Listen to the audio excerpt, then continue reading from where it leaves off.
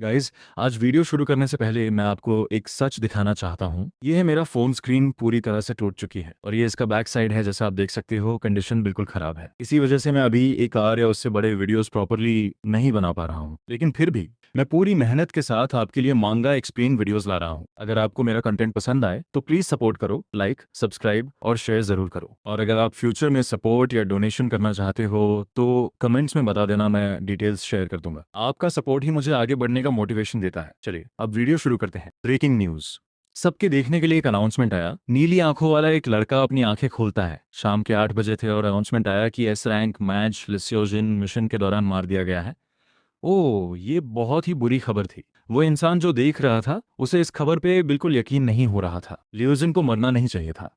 वह खास S rank match downtown silk cruise में आए ईविल ड्रैगन से लड़ रहा था जब वह इस इंसिडेंट में फंस गया। 25 साल का लियोजान ने 2034 में मैच के रूप में डेब्यू किया था और वह एक बिलव्ड मैच था जो काउंटलेस इंसिडेंट सॉल्व करने के लिए जाना जाता था। उसने पब्लिक का प्यार और एडमिरेशन जीता था। तो यह वाकई बहुत ही ट्रैजिक न्यूज़ थी। लियो सियोजन के मेमोरियल अल्टर्स पूरे देश में लगाए जाने वाले थे और लोग जो उसकी डेथ के बारे में सुन रहे थे वे गहरे शॉक में थे। लड़के को टीवी बंद करना पड़ा क्योंकि ये बुरी खबर उस पर असर कर रही थी। लड़का डिसबिलीफ में देख रहा था क्योंकि ये अभी हो ही नहीं सकता था। प्रोटैगोनिस्ट को स्टोरी के इस पॉइंट पर मरना नहीं चाहिए था। ये कोई बेकार सा सिक जोक लग रहा था। अनफॉर्चुनेटली ये ऐसा जोक था जो जरा भी फनी नहीं था। जो लियोजान अभी न्यूज में दिखाया गया था वह 25 साल का जीनियस मैच था। उसके पास अमेजिंग मॉन्स्टर स्लेइंग टैलेंट्स थे। वह एक साथ मल्टीपल बीस्ट को अपनी एक्सेप्शनल स्किल से काट देता था। वह इस एरा का यंग हीरो था जिसे सब देख रहे थे। लेकिन इससे भी ज्यादा इंपॉर्टेंट बात यह थी कि उसका एक पुराना क्लासमेट भी उस नॉवेल का मेन कैरेक्टर था जिस पर उसकी दुनिया बेस्ड थी। उसका नाम था द मॉडर्न विजार्ड। वह इंस्पायरिंग मैच ही प्रोटैगनिस्ट था। अगर सब कुछ ओरिजिनल प्लॉट के अकॉर्डिंग होता तो एंड एक हैप्पी एंडिंग होती और वह मानता था कि वह अपनी ओरिजिनल दुनिया में वापस जा पाएगा। लेकिन वह ह्यूज ड्रैगन अचानक डंजन में आ गया और उसने मेन कैरेक्टर की नॉर्मल लाइफ को काट दिया जो उसने प्लान की थी। वो समझ नहीं पा रहा था कि प्रोटैगोनिस्ट इस पॉइंट पर क्यों मरेगा। और भी डर वाली बात यह थी कि अब इस दुनिया का क्या होगा जब प्रोटैगोनिस्ट ही चला गया। वह बंदा कम से कम इतना तो रहना चाहिए था कि सबको जिंदा रखे। अब उसका ना होना सच में ट्रबलिंग था। मेन कैरेक्टर को डर था कि स्टोरी का क्या होगा। वह वेट कर रहा था कि नॉवेल खत्म होने पर वह अपने दोस्तों से दोबारा मिलेगा। लेकिन प्रोटैगोनिस्ट के बिना क्या एंडिंग भी होगी। मेन कैरेक्टर को याद आया कि कैसे वह अपने दोस्तों के साथ पहले आराम से हंसता था। उनमें से एक ने कहा था कि अगर वह किसी नॉवेल में बैकग्राउंड एक्स्ट्रा बन जाए तो वह या तो सारे लकी चांस ले लेगा या फिर उन्हें बिल्कुल टच नहीं करेगा। उसने पूछा कि बाकी लोग किस साइड पर हैं जब वे बियर के मग्स के साथ हंस रहे थे। उसके पास बैठी खूबसूरत लड़की हंसकर बोली कि ऑब्वियस चॉइस तो लेना ही है। ब्रूनेट ने साइड ली और कहा कि वह कभी ऐसा नहीं करेगा। जैसे अगर वो स्टोरी के प्लॉटलाइन में घुस गया तो मेन कैरेक्टर मर सकता है और सब कुछ टूट जाएगा। उसका दोस्त हंसा और पूछा क्या वो सच में कभी स्टोरी में स्टेप अप नहीं करेगा। ब्राउन हेड लड़के ने इंसिस्ट किया कि अगर वो ऐसा करेगा तो उसे हर मुश्किल से गुजरना पड़ेगा। वो कोई आसान चीज़ नहीं थी झेलने के लिए। और वैसे भी ब्रूनेट को कॉन्फिडेंस नहीं था कि वो मेन कैरेक्टर जितनी मेहनत कर सकता है इतनी मेहनत स्ट्रांग होने के लिए और डेमन से लड़ने के लिए उसे थका देगी। ब्लॉन्ड ने भी माना कि ये बात सही है। लग रहा कि वे सब एग्रीमेंट पर आ रहे हैं। जब भी वो सही होता था फिर भी वो इसे अनोइंग तरीके से बोलता था जैसे किमोन वो करता है। दोस्तों ने खुशी से अपने ग्लासेस उठाए और टोस्ट किया। तभी ब्रूनेट को मैसेज आया कि उसने कोई अवार्ड जीता है। उसके पास वाले दोस्त ने एक्साइटेड होकर पूछा कि कौन सा इवेंट है। शायद ये मॉडर्न विजार्ड के ऑथर की तरफ से कोई अजीब मैसेज था और सीन ने एक बहुत ही अनफॉर्चुनेट इवेंट जीता था। ये एक ट्रैवल टिकट था एक बहुत स्पेशल जगह के लिए और वह चाहे तो इसे क्लेम करे या ना करे। ये इंटरेस्टिंग था। लड़के ने एक्साइटमेंट से अपने दोस्तों को ये लकी विन दिखाया और उसके दोस्त भी सेलिब्रेट कर रहे थे कि वो ट्रिप पर जा रहा है। ये सब बहुत फन लग रहा था। इतनी ज़्यादा लक मिलना इंसान था। उन्होंने पूछा कि उसने कब ऐसा कुछ एंटर किया था। एक्साइटेड होकर लड़के ने यस क्लिक किया जब उसके दोस्त गेस कर रहे थे कि वो कहाँ जाएगा। वे सब अपनी ज़िंदगी का सबसे बड़ा शौक लेने वाले थे। वे सोच रहे थे कि लड़का अब्रॉड जाएगा और एक्सेप्ट बटन दबाने के बाद सबने चीयर किया और उसके लिए ड्रिंक की। बस ऐसे ही 7 साल पहले उसके आसपास का माहौल ब्राइट होने लगा और वह एक यंग टीन के रूप में मैजिक सर्कल के बीच में ट्रांसपोर्ट हो गया। कुछ टीचर्स चिल्ला रहे थे कि स्टूडेंट्स को मैजिक सर्कल पर नहीं चढ़ना चाहिए जब वो ड्रॉ हो रहा हो। तो हमारा लड़का अब उस नॉवेल में गिर चुका था जो वह पढ़ना पसंद करता था, द मॉडर्न विजार्ड। अच्छा हुआ कि वो उसकी फेवरेट बुक थी, वरना सिचुएशन बहुत जल्दी खराब हो जाती। फिर भी वो बिलीव नहीं कर पा रहा था कि उसका फेवरेट नॉवेल अपनी स्क्रिप्ट फॉलो नहीं कर रहा, या कम से कम वो पाथ जो ऑथर ने बनाया था, क्योंकि ओरिजिनल प्लॉट चेंज नहीं होना चाहिए था। लड़का सिर्फ मेन स्टोरी के बाहर एक्ट कर रहा था। उसने सब मेजर कैरेक्टर्स को इग्नोर किया था और इंश्योर किया था कि वो खुद पर अटेंशन न लाए। अब वो सोच रहा था कि सब गलत कहाँ हुआ। अगर सब कुछ प्लान के अकॉर्डिंग अनफोल्ड होना था उसकी मिनिमल इंटरफेरेंस की वजह से, तो फिर प्रोटैगनिस्ट कैसे मर गया? अचानक उसके सामने टीवी ग्लिच होने लगा। उसे पूरा यकीन था कि उसने टीवी बंद किया था। लग रहा था जैसे वो ग्लोइंग पिक्चर बॉक्स अपनी ही लाइफ जी रहा हो। आगे झुककर मेन कैरेक्टर सोच रहा था कि अब क्या हो रहा है। उसने स्क्रीन को हिलाकर देखा कि क्या टीवी सिर्फ एक नॉर्मल माल फंक्शन इश्यू फेस कर रहा है। लेकिन जल्दी ही वो एक अचानक लाउड नॉइज से शॉक हो गया और उसके सामने यूनिवर्स टूटने लगा। ये सच में डरावना था। जो भी खिड़की से बाहर देखता और स्काई को टूटते हुए दिखता, वो नेचुरली डर जाता। मेन कैरेक्टर ने बाहर देखा और भी ज्यादा डर गया जब उसने देखा कि लोग लिटरली मेल्ट हो रहे थे, जैसे वे सिर्फ एक इल्यूजन हो। ऑफ कोर्स प्रोटैगोनिस्ट की डेथ का मतलब दुनिया की डेथ था। अब जब वह एक्सेस जिसके आसपास दुनिया घूमती थी खत्म हो गया, तो वे एक्स्ट्रास भी गायब हो गए जो सिर्फ उसकी स्टोरी को सपोर्ट करने के लिए बनाए गए थे। ट्रैवल टिकट का बेचारा विक्टिम डर गया और चिल्लाया, सोचते हुए कि क्या हो रहा है और क्यों। वो पावरलेस था और जो वह देख रहा था उसका कोई समझ नहीं था। अच्छी बात यह थी कि एक एरर मैसेज आया जो सब समझा रहा था। देखो, प्रॉब्लम ये थी कि ली सुजान मर गया था और अब सारे मेन सिनारियो फेल हो गए थे, क्योंकि सिनारियो आगे बढ़ नहीं सकता था। दुनिया रीसेट होगी। ये बहुत ही डरावनी खबर थी। लड़का पसीना छोड़ रहा था जब उसने देखा कि दुनिया उसके आसपास टूट रही है और क्रैक हो रही है। सब कुछ एक रीसेटिंग गेम की तरह रीअरेंज हो रहा था। बस फर्क ये था कि वो गेम का एलिमेंट नहीं था। उसकी आंखें फैल गईं जब वो खुद भी क्रैक होने लगा और वो एक बहुत पेनफुल और अर्थ शाटरिंग सरप्राइज के लिए तैयार था। ये बेचारा लड़का भी तुरंत रीसेट हो गया। सब कुछ देर के लिए अंधेरा गया। अंधेरे में एक आवाज आई जो स्टूडेंट को उठने के लिए कह रही थी, और आवाजें आई स्टूडेंट को जगाने के लिए। अब वो जाग चुका था। आखिरकार वो स्कूल में थे। पावरफुल आवाज चिल्लाने लगी और हमारा लड़का भी चिल्लाया जब वो सबसे बुरे सपने से झटके से जाग गया जो उसने कभी देखा था। बस ड्राइवर उस रिएक्शन से कंसर्न हो गया और उसने जल्दी से अपोलॉजी दी। लेकिन वो एक्सपेक्ट कर रहा था कि स्टूडेंट अब तक उठकर बस से उतर चुका होगा। टीम ने आंखें झपकाईं और नर्वसली खड़ा हुआ इतना हंगामा करने के लिए माफी मांगी। इस बीच मेन कैरेक्टर का दिमाग घूम रहा था। बस ड्राइवर ने अभी उसे स्टूडेंट बुलाया था। सोचा जाए तो वह अपने रूम में था जब दुनिया खत्म हुई थी, लेकिन अब वह एक इरिटेटेड बस ड्राइवर की बस में था। ये बिल्कुल दुनिया के अंत जैसा फील हुआ। ड्रूनेट अभी भी थोड़ा हिल रहा था जब वो बस से उतर रहा था, कोशिश कर रहा था कि वह स्थिर रहे, जबकि उसके पैर जेली जैसे लग रहे थे। उसने सोचा, क्या ये कोई सपना था? उसकी आंखों में रोशनी बहुत तेज थी और उसने हाथ उठाकर रोशनी को ब्लॉक किया। ये जगह ग्रैंड स्कूल थी, एक काफी नॉस्टैल्जिक जगह। बाहर बोर्ड पर एक बधाई संदेश लगा था जो स्टूडेंट्स को Korea magic academy class of 2032 में एडमिशन के लिए बधाई दे रहा था। ये वही स्कूल था जहां से वह गेम में ग्रेजुएट हुआ था। कुछ तो गलत था।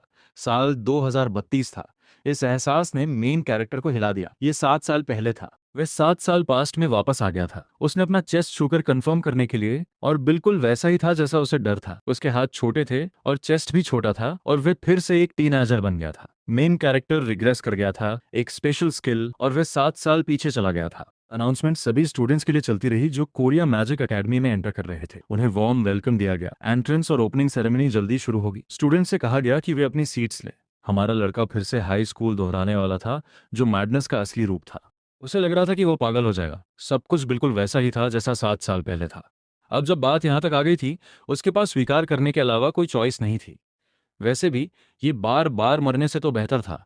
अब जब वो पास्ट में वापस आ गया था, उसे सब कुछ फिर से झेलना पड़ेगा जो उसने पहले झेला था। इससे स्कूल का एक्साइटमेंट खत्म हो गया, लेकिन शायद इस बार वह बेहतर मार्क्स ला सके। ऑफ कोर्स हमारे लड़के के पास अब एक और भी महत्वपूर्ण सवाल था। उसे पता करना था कि ली सोजन क्यों मरा। ओरिजिनल स्टोरी के अनुसार उसके मरने का कोई कारण ही नहीं था। प्रोटैगोनिस्ट मजबूत और टैलेंटेड था। क्रूज गोइंग बर्सर्क वही था जो उस समय स्टोरी में होना चाहिए था, और एक ब्रूटल फाइट के बाद लियोजन को उसे हराना था। अगर ऐसा है तो हीरो की डेथ के पीछे कोई और कारण होना चाहिए। मेन कैरेक्टर ने इसके बारे में सोचा, लेकिन उसे कोई आइडिया नहीं था क्योंकि वो मेन कैरेक्टर से हमेशा दूर रहा था। जब वो पास ही नहीं गया तो कैसे जाने। अचानक लड़का क्लास में बैठे हुए इधर उधर देखने लगा। उसका नया डर ये था कि प्रोटैगोनिस्ट इस लाइफ में दोबारा मर सकता है। अगर ऐसा हुआ तो शायद वो फिर से पास्ट में रिग्रेस हो जाए। सन वो पहले ही हाई स्कूल 2 बार झेल चुका था और वो तीसरी बार बिल्कुल नहीं करना चाहता था। साथ ही ये भी डर था कि दुनिया खत्म हो जाए और वापस न आए। कुछ भी निश्चित नहीं था, लेकिन एक बात साफ थी, लियोजान को नहीं मरना चाहिए। यह अनएक्सेप्टेबल रिजल्ट था। इस बार मेन कैरेक्टर बस चुप नहीं बैठ सकता था। इस बार उसे स्टोरी का हिस्सा बनना पड़ेगा। अगर वह अपनी ओरिजिनल दुनिया में वापस जाना चाहता है तो उसे लियोजान की डेथ रोकनी होगी और इस नॉवेल को उसके एंडिंग तक ले जाना होगा। ये करने के लिए अब वक्त था कि हमारा लड़का मेन कैरेक्टर के करीब आना शुरू करे। ऑफ कोर्स सबसे पहला टारगेट एक लड़की थी। हमारा लड़का बिल्कुल फोकस था। जैसे वो बस इस मौके का इंतजार कर रहा था कि प्रिटी गर्ल्स के पीछे जा सके। उसने देखा कि एक मेन कैरेक्टर उसके पास बैठी है और उसने उसे अपनी सबसे ब्राइट स्माइल के साथ वेव किया। उसने सोचा कि बेस्ट प्लान ये होगा कि वह जल्दी से मेन कैरेक्टर्स के करीब आए। उआरा जो सेकंड ईयर में रैंक सेकंड थी स्टोरी में, वह उन लोगों में से एक थी जिनके पास उसे अभी जाना था, या कम से कम उसने ऐसा सोचा। अनफॉर्चुनेटली हमारे नावी रिग्रेसर ने सीधा एक कोल्ड सीरियस टाइप को टारगेट कर लिया, जो तुरंत पूछती है कि क्या वह उसे जानता है। उसने उसके जवाब का इंतजार भी नहीं किया, ताना मारते हुए बोली कि उसे याद नहीं कि वो उससे कब मिली थी जो वो इतना परिचित व्यवहार कर रहा है। सही है ना? उसे उसके बारे में काफी कुछ पता था, लेकिन उसे उसके बारे में लगभग कुछ भी नहीं पता था, तो ऐसा प्रतिक्रिया देना स्वाभाविक ही था। लड़के ने हल्का सा हाथ हिलाया, अभी भी हैरानी और अधूरे दोस्ताना इशारे के बीच अटका हुआ था। जब तक वो अपना अभिवादन वापस लेता, लड़की ने पूछ लिया कि क्या उसे उससे कुछ कहना है। लग रहा था वो सुंदर थी, बिल्कुल ठंडी और बर्फ जैसी, लेकिन शायद उसका कोई नरम पक्ष भी कहीं हो। उसने मान लिया कि उसके पास कहने के लिए कुछ नहीं था, वह बस यूं ही बोल रहा था। तुरंत उसने उसे टाल दिया और कहा कि कहीं और देखे। लग रहा था कि सबसे पास वाले हैंडसम लड़के से शुरुआत करना इतना अच्छा फैसला नहीं था। वो उसे असहज कर रहा था। इतना रूखा छोटा बच्चा क्यों? हमारा लड़का जल्दी समझ रहा था कि यह स्थिति बिल्कुल आसान नहीं होने वाली। सभी कक्षा में सीधी पंक्तियों में बैठे थे और हर ग्रेड प्रतिनिधि को मंच पर बुलाया गया। फिर ग्रेड प्रतिनिधि आगे बढ़े। वे 3 थे। तुरंत सबने मुख्य पात्र को पहचान लिया और उसकी उपस्थिति पर तालियां बजाईं। कुछ छात्रों ने यह भी सुना था कि लड़का चेयरमैन किन जिनचेल के अधीन प्रशिक्षित हुआ था। उसका प्रतिभा किसी और ही स्तर का होना ही था। यह दूसरे वर्ष का लियोस योजन था और रैंक 1 छात्र होने के बावजूद कहानी का नायक पहले से ही ऊपर उठ रहा था और प्रसिद्ध था। यह अपेक्षित ही था। मॉडर्न विजार्ड एक ऐसा पावर फैंटेसी उपन्यास था जहां मुख्य पात्र सब कुछ करता था। फ्रेशमैन टॉप स्टूडेंट के लिए सबने जश्न मनाया और तालियां बजाईं। कुछ लोग सोच रहे थे कि वो बहुत सुंदर है। वो एक खुश संत जैसी लग रही थी। वो सुंदर और फूल जैसी लड़की असल में हर इशारे में गणनात्मक थी। उसकी छोटी सी मुस्कान भी सोची समझी थी। उसका लक्ष्य स्कूल में संबंध बना था। आखिर वह सीनियर भी 3 साल लगातार पहले स्थान पर रहा था।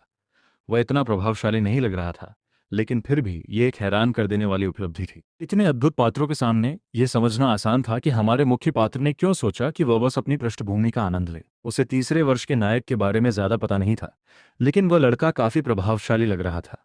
हालांकि मूल उपन्यास में भी उस लड़के का स्क्रीन समय बहुत कम था। अब छात्र शपथ होने वाली थी। सभी उपस्थित छात्र प्रतिनिधियों ने हाथ उठाया और शपथ ली, लेकिन किसी वजह से हमारे लड़के के पास बैठी लड़की कांप रही थी। उसे देखना पड़ा कि सब ठीक है या नहीं। सब ठीक नहीं था। उसकी मुट्ठी बंधी हुई थी। उसके आसपास पूरा अंधकार और उदासी का माहौल था और उसके पैर गुस्से से थिरक रहे थे। सिर्फ कुछ सेकंड में उसने कम से कम एक ऐसा इंसान ढूंढ लिया जिससे वो उतनी ही नफरत करती थी जितनी उससे। ये सच में कुछ था। लड़का सोच रहा था कि क्या उसे अब जब वो भावुक है, प्रोटैगोनिस्ट में से किसी के साथ पॉइंट स्कोर करने की कोशिश करनी चाहिए। किसी बहुत ही बेवकूफ़ कारण से उसने उससे कह दिया कि उसके लिए बुरा हुआ। वो प्रोटैगोनिस्ट से दूसरे स्थान पर आई थी। लड़की गर्म हो गई और पूछा कि क्या वो छोटा महत्वहीन चूहा उससे बात कर रहा है। उसे सच में अपनी औकात समझनी चाहिए।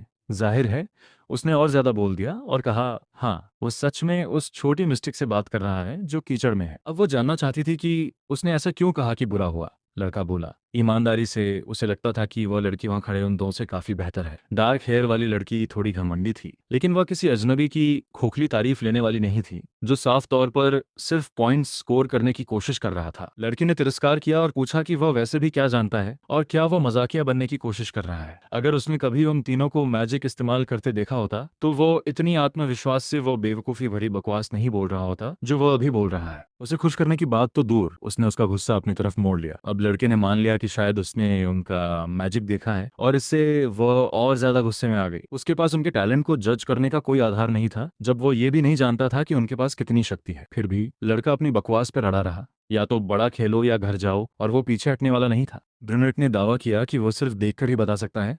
जाहिर तौर पर उसके इंस्टिंक्ट्स काफी अच्छे थे और वो एक आत्मविश्वास से भरा हुआ था जो सिर्फ उसके आबा से ही समर्थित था। वह नकली बस अपने आप को और गहरी एक बहुत बुरी खाई में गिरा रहा था। अब वो और भी ज़्यादा गुस्से में थी और पूछा कि क्या वह अभी उसके साथ मजाक कर रहा है। अब हमारे लड़के को घर जाने वाला विकल्प चुन लेना चाहिए था। उसे यकीन नहीं हो रहा था कि यह काम नहीं किया, इसलिए उसने सोचा कि विषय बदल दे। शायद ये ज्यादा समझदारी होती अगर वो बिल्कुल बात ही न करता। फिर उसने लड़की से पूछा कि क्या वह हाल ही में अपने भविष्य के बारे में तनाव ले रही है। हाँ, ये सच था, और वह सोचने लगी कि उसे कैसे पता। लड़का एक नकली भविष्यवक्ता की तरह व्यवहार कर रहा था। उसने उसकी शांति इतनी बार भंग कर दी थी कि आखिर उसे उसका नाम देख लिया। वह किमियन वू था और वह उसका नाम याद रखेगी। ये एक धमकी जैसा लग रहा था। फिर उसने जोड़ा कि वह आज के लिए अपना मुंह ना खोले और कोई और बकवास ना करे। वो उससे काफी थक चुकी थी। हमारे लड़के की सारी कोशिशें दर्दनाक तरीके से बेकार हो गई और अब वो प्रोटैगोनिस्ट लड़की उसे छोड़कर गुस्से में चली गई। ये बिल्कुल वो प्रतिक्रिया नहीं थी जो वो चाहता था जब उसने बातचीत शुरू की थी। वो पहले ही सब कुछ खराब कर चुका था और उसका मिशन अभी शुरू ही हुआ था। मैजिक अकादमी का नया सेमेस्टर पहले दिन के मूल्यांकन परीक्षण के साथ शुरू हुआ, जो सभी की रैंकिंग तय करता था। यह एक दीक्षा अनुष्ठान था जहां छात्र पूरे छात्र समूह के सामने खुद को प्रदर्शित करते थे। कुछ छात्र पहले से ही टेस्ट को लेकर घबरा रहे थे। आखिर कुछ के पास वैसे कौशल ही नहीं थे और सब। वहीं हमारा लड़का मुस्कुरा रहा था और उन बच्चों को प्यारा कह रहा था। उसका लक्ष्य उसका नया लक्ष्य यह था कि वो दूसरे वर्ष के टॉप 10 में आए। अपनी पिछली जिंदगी में उसे कई बार बी रैंक पर प्रमोट होने के ऑफर मिले थे, लेकिन वह सी रैंक पर ही रहा था। ये शर्मनाक होता अगर वो इन बच्चों के खिलाफ कम से कम औसत भी प्रदर्शन ना कर पाता।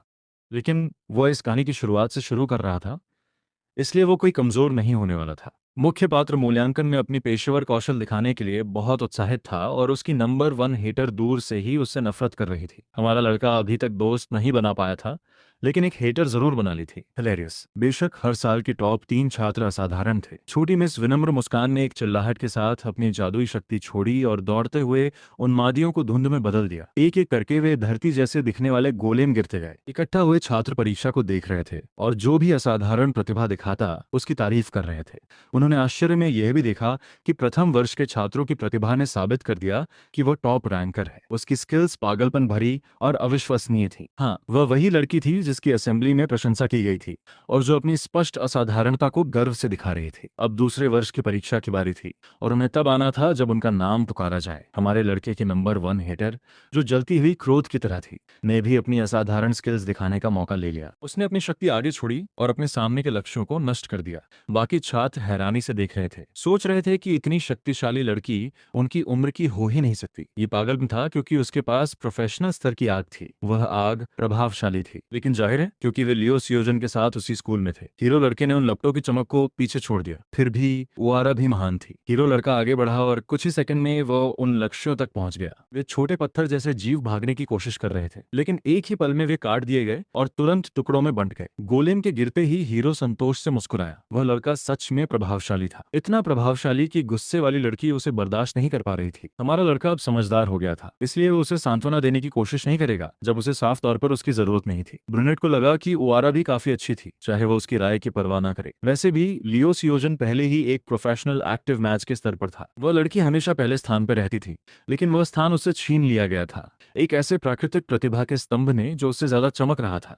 उसकी निराशा समझ में आती थी। अब सेकेंड ईयर क्लास ए के किम वू की बारी थी अपनी शक्ति दिखाने की। लड़के को बुलाया गया कि वो आगे आए और सबके सामने प्रदर्शन करे। 4:59 लड़का गर्व भरी मुस्कान के साथ खड़ा हुआ। अब उसकी बारी थी। बाकी लोग देख रहे थे और सोच रहे थे कि किमियन वू कौन है। एक महिला जो पिछले साल प्रथम वर्ष की प्रभारी थी, उसे नाम याद नहीं आ रहा था। एक आदमी मुस्कुराया क्योंकि उसे याद था। लड़का उनकी कक्षा में था, लेकिन उसकी मौजूदगी ज्यादा नहीं थी, इसलिए लोग उसे याद न रखें ये समझ में आता है। पिछले साल के रिकॉर्ड देखने पर लड़के के पास सुदृढ़ीकरण जादू का प्रतिभा था। सुदृढ़ीकरण अच्छा होता है, लेकिन लड़का खाली हाथ लड़ने आया था। ये थोड़ा अजीब था। लग रहा था कि लड़का बीच में मैनिफेस्टेशन जादू पर शिफ्ट हो गया है। शायद कभी कभी ऐसे छात्र होते हैं। अब हमारा मुख्य पात्र गोलेम डमीज के सामने खड़ा था और अपने मूल्यांकन के लिए तैयार हो रहा था। उसने अपना हाथ आगे बढ़ाया और उसके हाथ की हथेली में एक पोर्टल खुल गया, क्योंकि जाहिर है ऐसा ही होना था। कुछ लोग होते हैं जो पसंद करते हैं उसी में विशेषज्ञता हासिल करते हैं, न कि जिस चीज में वे स्वाभाविक रूप से अच्छे होते हैं। लड़का उम्मीद से ज्यादा साधारण लग रहा था, लेकिन पीछे खड़ी एक महिला ने उस लड़के को पहचान लिया। उसने उसका चेहरा नहीं पहचाना, बल्कि उसके हाथ में घूमती हुई जादुई शक्ति को पहचाना। वे बच्चा कंप्रेशन मैनिफेस्टेशन तकनीक इस्तेमाल कर रहा था। मैनिफेस्टेशन मैजिक का पहला चरण जाहिर तौर पर मैटेरियलाइजेशन होता है। मैटेरियलाइज्ड मना को कंप्रेस करना एक इंसान को अगले चरण प्रोजेक्शन को नियंत्रित करने की अनुमति देता है। इस उन्नत तकनीक को कंप्रेशन मैनिफेस्टेशन तकनीक भी कहा जाता है। ये एक ऐसी तकनीक थी जिसे केवल अनुभवी मैच ही इस्तेमाल करते थे। हीरो और प्रोटैगनिस्ट लड़की दोनों ही हैरानी में उस लड़के को देख रहे थे जब वह यह मैजिक इस्तेमाल कर रहा था। अब ये बिल्कुल समझ में नहीं आता था कि दूसरे वर्ष का छात्र ऐसी तकनीक इस्तेमाल कर सके, लेकिन ये दूसरा वर्ष का छात्र एक रिग्रेसर भी था और वह उन्हें प्रभावित करने के लिए इंतजार नहीं कर सकता था। एक चमकती मुस्कान के साथ लड़के ने गोलेम्स की ओर एक ब्लास्ट फायर किया और वह एक बड़े धमाके के साथ निकला। खड़े मैनिक्विन्स के आसपास बहता हुआ कुछ ऐसा बना जिसने पूरी कक्षा को एक अलग तरीके से चौंका दिया जो अपेक्षित नहीं था। सभी लोग स्तब्ध रह गए और कुछ पलों के लिए कक्षा में सन्नाटा छा गया। फिर एक दर्द भरी मजाक उड़ाने वाली हंसी की आवाज गूंज उठी। ऐसा लग रहा था कि जो उसने समन करने की कोशिश की थी वो मना की थकावट की वजह से ढह गया। छात्र हंसने लगे क्योंकि वो अपनी शक्तियों का सही से उपयोग भी नहीं कर पाया। अगर वो प्रोजेक्ट ही नहीं कर सकता तो मैटेरियलाइजेशन का क्या फायदा। हमारा बेचारा लड़का पहले ही काफी कुछ झेल रहा था, लेकिन अब उसे समझ आ गया कि वो सच में बुरी तरह फंस गया है। वो बस ये सोच रहा था कि उसकी क्षमताओं के साथ क्या हो रहा है। तभी एक साथ कई सिस्टम विंडोज पॉपअप हो गई। लड़का पहले हैरानी और फिर डर में देखने लगा, सोचते हुए कि यह अब क्यों खुल रहा है।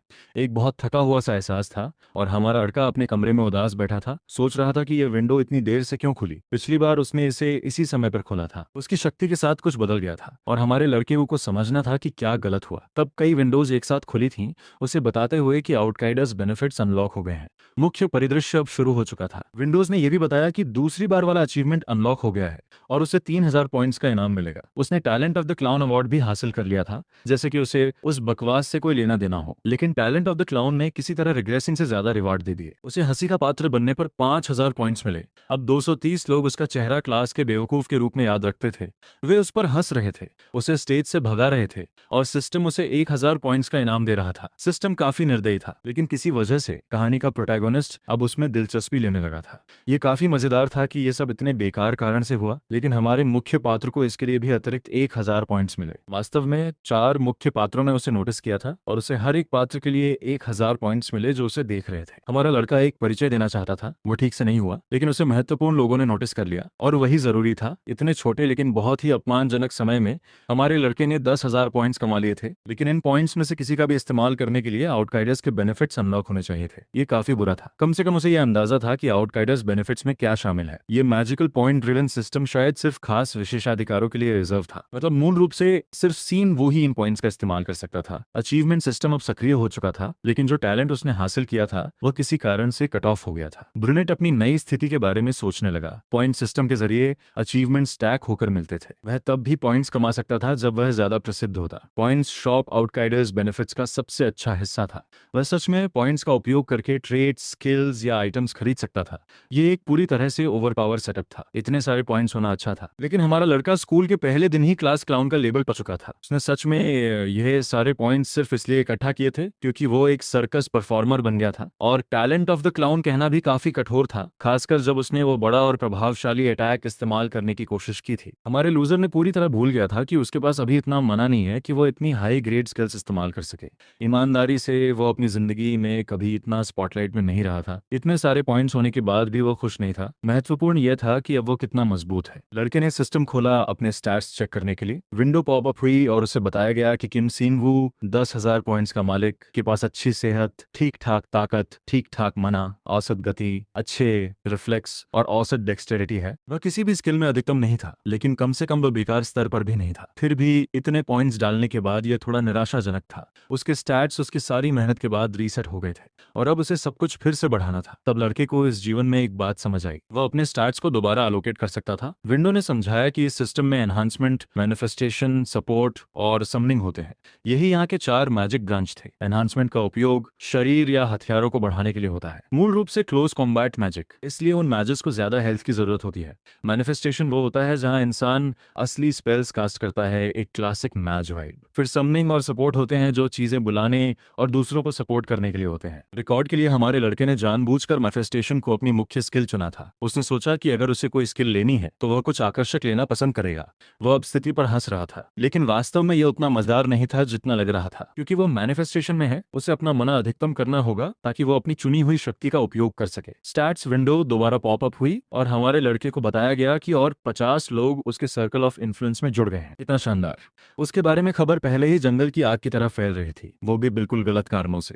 लेकिन ये अच्छा था, वो इस लोकप्रियता का इस्तेमाल कर सकता था ताकि जब उसे कोई अच्छी स्किल्स मिले तो वो उन्हें ठीक से मैक्स आउट कर सके। सान वो समझने लगा था कि एक छोटा सा मूर्खतापूर्ण पल कितने ज्यादा पॉइंट्स ला रहा है। ये इतना बड़ा इनाम था कि उसे क्लास क्लाउन बनना भी इतना बुरा नहीं रहा था। असल में ये तो पागलपन भरा शानदार था। अब 400 लोग उसका चेहरा याद रखते थे और उसे 2000 पॉइंट्स का इनाम मिला। 400 लोग काफी ज्यादा थे। अब उसकी सामान्य स्कूल लाइफ कभी नहीं हो सकती थी।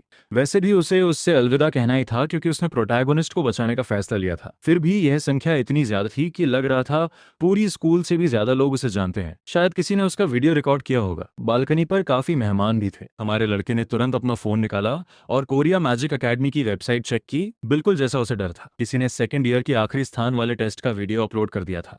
कमेंट सेक्शन में लोग उसे बुरी तरह से ट्रोल कर रहे थे। भाई को अपनी जिंदगी में कभी इतना मस्खरा नहीं बनाया गया था। कुछ लोग तो यह भी पूछ रहे थे कि वो स्कूल में आया कैसे। ये बिल्कुल अनुचित था।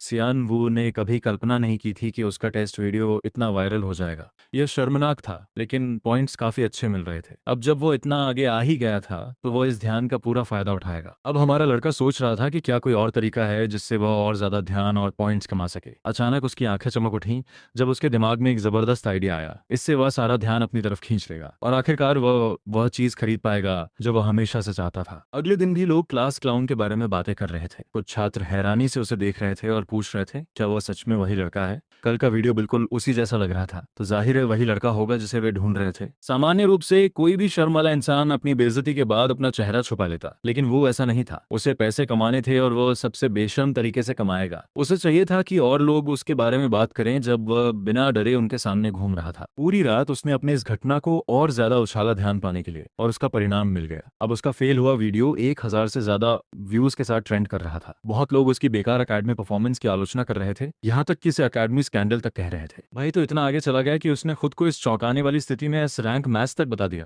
इतनी सारी नफरत की वजह से उसे और 5000 पॉइंट्स मिल गए।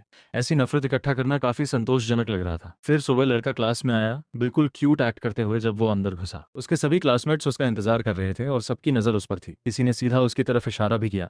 वह एक सुनहरे बालों वाला था। वह लड़का बिल्कुल एक सामान्य बदमाश जैसा लग रहा था जो ऐसी कहानियों में होता है। लेकिन हैरानी की बात यह थी कि वह लड़का उसके पास आया और उसे पकड़कर हंसने लगा। कल की घटना पर जोर जोर से हंस रहा था। जैसे ही लड़का बाहर आया, सब लोग हंसना बंद ही नहीं कर पा रहे थे। बाकी बच्चे भी पूरे जोश में थे और वे बार बार पूछ रहे थे कि लड़के का मना कैसे खत्म हो गया। उन्हें लग रहा था कि उसका परिवार अमीर होगा, वरना वो इस स्कूल में कभी आ ही नहीं सकता था। ये काफी मजेदार था क्योंकि उसका इस स्कूल में आना उसकी जिंदगी का एक पूरी तरह दुर्भाग्यपूर्ण हादसा था। खैर, मुख्य पात्र ने कम से कम एक और प्रोटैगोनिस्ट को पहचान लिया। ब्लॉन्ड का नाम पार्क इनविन था और उपन्यास में ये लड़का शुरुआत में रेजिडेंट पागल था। ऐसे व्यक्ति के साथ शामिल होना कभी अच्छा नहीं होता, इसलिए हमारा लड़का बस उसे टालने और चुप रहने वाला था। दुर्भाग्य से मुख्य पात्र के लिए ब्लॉन्ड की नजर अब उस पर टिक चुकी थी और वह मुस्कुरा रहा था। अब से वह लड़के को ब्लॉकहेड बुलाएगा और जब भी वह बुलाएगा लड़का तुरंत दौड़ कर आएगा, वरना ऐसे स्कूल में जीना मुश्किल हो जाएगा। लेकिन तभी एक आवाज ने इनविन की बदमाशी को तुरंत रोक दिया। जाहिर है वह कोई और नहीं बल्कि दूसरे वर्ष के छात्रों का सितारा था। शानदार प्रोटैगोनिस्ट आगे बढ़ा और उसने ब्लॉन्ड को डांटा, कहते हुए कि दूसरों को परेशान मत करो। ब्लॉन्ड ने झंझलाहट में काले बालों वाले हीरो पर तिरस्कार किया। वह जीनियस जिसे पूरी दुनिया देख रही थी, ली सोजन, अब वो जीनियस कक्षा के अंदर भी हीरो बनने की कोशिश कर रहा था। स्वाभाविक रूप से ऐसे अच्छे लोग नकली हारने वालों जैसे ब्लॉन्ड को चिढ़ाते हैं क्योंकि वो समझ ही नहीं सकता कि सच में दयालु कैसे बना जाता है। उसके जैसे सामान्य लोगों को बस हीरो की बात माननी पड़ती है। हीरो ने चेतावनी भरे लहजे में पार्क इनविन को जवाब दिया। वैसे भी बदमाश इतना समझदार था कि ज्यादा पंगा न ले और वह दूसरे वर्ष के हीरो से दूर चला गया, अपने बेवकूफ गुंडों को साथ ले जाते हुए। उनके जाने के बाद हमारा लड़का आखिरकार आजाद हो गया। हीरो ने पूछा कि क्या वह ठीक है। वह सच में एक प्यारा और अच्छा लड़का था। हमारा लड़का उस समर्थन के लिए आभारी था। बिना कोशिश किए ही उसने उस इंसान का ध्यान पा लिया था जिसे उसे सबसे ज्यादा बचाना था। अब हीरो उसे देख रहा था, पहचानते हुए कि यह वही क्लास क्लाउन है जो कल सामने आया था। मस्खरे ने हीरो को यह भरोसा दिलाने की कोशिश की कि वो ठीक है। उसने सच में इतनी ध्यान और हंसी से काफी फायदा उठाया था। फिर उसने सोचा कि उसे थोड़ी शर्म तो महसूस करनी चाहिए। सामान्य लोग ऐसी चीजों पर शर्म महसूस करते हैं, तो उसने आ भरी और कमजोर आवाज में कहा कि उसे बस इसे स्वीकार करना पड़ेगा क्योंकि अब यही है। है, वह वीडियो पहले ही हर जगह फैल चुका है, तो उसे अपनी किस्मत स्वीकार करनी होगी। हीरो ने उसे आश्वस्त किया, कहते हुए कि वो इतना तनाव न ले। जिस व्यक्ति ने वो वीडियो जानबूझकर फैलाया वह गलत था। हाँ, वो ने भी उसे फैलाने में थोड़ा मदद की थी, इसलिए वो ज्यादा नहीं बोलेगा कि कौन गलत है। वैसे भी हीरो ने उसे अच्छे दिन की शुभकामना दी और वो जाने वाला था, लेकिन हमारा लड़का इतनी अच्छी मौका ऐसे जाने नहीं दे सकता था। तुरंत उसने ली सोजन को पकड़ लिया और बुदबुदाने लगा जब वो सोच रहा था कि अपनी बात कैसे रखे। देखो, उसे प्रोटैगोनिस्ट के पास रहना था ताकि वह लड़का मर न जाए, तो हमारा मुख्य पात्र एक चमकदार मुस्कान के साथ सेमेस्टर के डंजन क्लास के बारे में पूछता है। वो हीरो के साथ डंजन क्लास के लिए टीम बना चाहता था। ये एक प्यारा प्रस्ताव था, लेकिन वह थोड़ा बोझ भी था। हीरो को समझ नहीं आ रहा था कि क्या कहे और उसने पूछा कि लड़का उससे क्यों पूछ रहा है। तो सबसे प्यारे भाव के साथ सियान वू ने समझाया कि ये हीरो के लिए भी अच्छा होगा। हीरो ने सोचा कि क्लास क्लाउन जैसे बोझ को अपनी टीम में लेने के फायदे और नुकसान क्या है। थोड़ी देर सोचने के बाद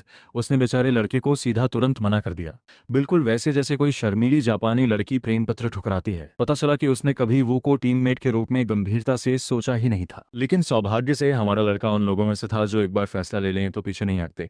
इसी वजह से उसने गेम का पूरा रन पूरा किया था बिना मुख्य पात्र की जिंदगी में दखल दिए। दो चीजें थीं जो हीरो को अंतिम इनकार देने से पहले जान लेनी चाहिए थी। ठीक है, हीरो मान गया कि वो उसकी बात सुनेगा, और अब हमारे लड़के का समय था खुद को जितना हो सके बेचने का। पहली चीज जो हीरो को पता होनी चाहिए थी वो ये थी कि वो पूरे दूसरे वर्ष में आखिरी स्थान पर था। हाँ, ये कोई नई बात नहीं थी, सबको पता था कि हमारा लड़का बिल्कुल बेकार है, और ईमानदारी से ये बातचीत का मुद्दा भी नहीं होना चाहिए था। हीरो उस लड़के की बेशर्म हिम्मत देखकर हैरान हो गया। वो कम से कम दिखावा तो कर सकता था कि उसके पास थोड़ी आत्मसम्मान है। हीरो ने पूछा कि क्या ये सच में उसका कारण है, क्योंकि वह इस बात पर विश्वास करना मुश्किल बना रहा था। मुख्य पात्र ने समझाया कि सबको पता है हर ग्रुप टेस्ट में एक एडजस्टमेंट स्कोर होता है। इसका मतलब यह है कि अगर स्कूल का टॉप छात्र उसके जैसे आखिरी स्थान वाले के साथ टीम बनाता है तो हीरो का स्कोर और ज्यादा बढ़ेगा। खैर, हीरो ने उम्मीद नहीं की थी कि क्लास क्लाउन इतने स्तर का आत्म नुकसान करने वाला तर्क देगा। उसकी बात समझ में आती थी, लेकिन जोखिम बहुत बड़ा था, क्योंकि उस लड़के ने अब तक कोई कौशल दिखा ही नहीं था। लग रहा था कि डंजियन जैसी जगह पर वह सिर्फ बोझ ही बनेगा। दूसरा कारण हीरो को मनाने के लिए काफी होना चाहिए था। यारा, जो उनकी कक्षा की दूसरी सबसे अच्छी थी,